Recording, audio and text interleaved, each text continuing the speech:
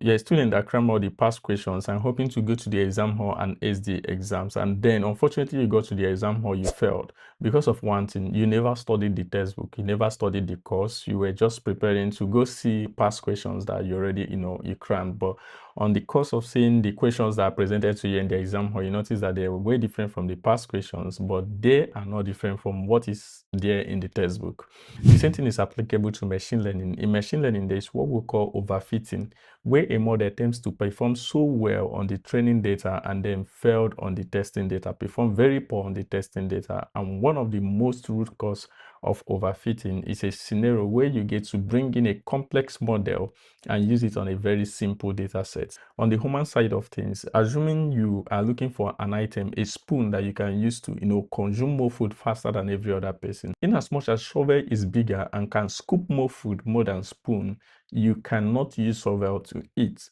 This is to tell you that whenever a task is simple, it calls for a simple model, and whenever a task is complex, it calls for a complex model, which is one of the most neglected aspects of machine learning for new beginners, which is choosing the best model that fits the data set. So whenever you pick up a task and then you collect the data, the next step you are going to focus on is preparing the data and choosing the best model that fits in that data set.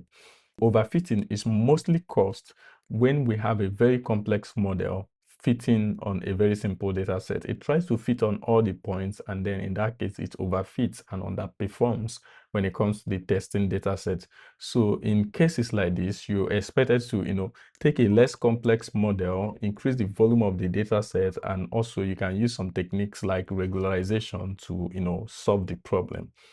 Next, in my next video, I'm going to be explaining what underfitting is, because since you've heard of overfitting, you'll be thinking then there should be underfitting or something different.